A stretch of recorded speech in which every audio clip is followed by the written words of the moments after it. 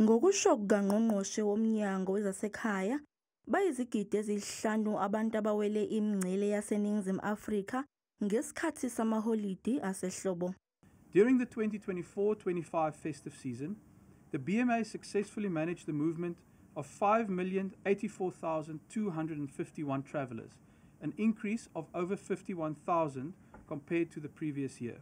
Umnyango wezaseKhaya uthi isikhungo esilawula ukusebenza kwemingcele yakulelizwe, i-Border Management Authority, sinqande abantu abangaphezu kwezinkulungwane ezingama-50 abebezama ukungena kulelizwe ngokungemthetho.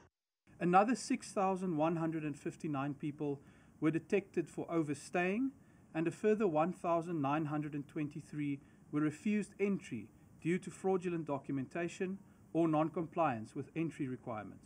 I-BMA idalule nokuthi bangama-40 abantu okutholakale ukuthi banesifo i-malaria emngceleni ohlukanisa lelizwe neZimbabwe, i-Bates Bridge. In this festive period, our health specialists also tested about 759 travelers for malaria, and by the way, they detected 40 positive cases of malaria at Bates Bridge port of entry. We had to refer them to the nearest medical facility for further processing, and that is in accordance with the directives from the National Department of Health in compliance with the protocols as defined by the World Health Organization.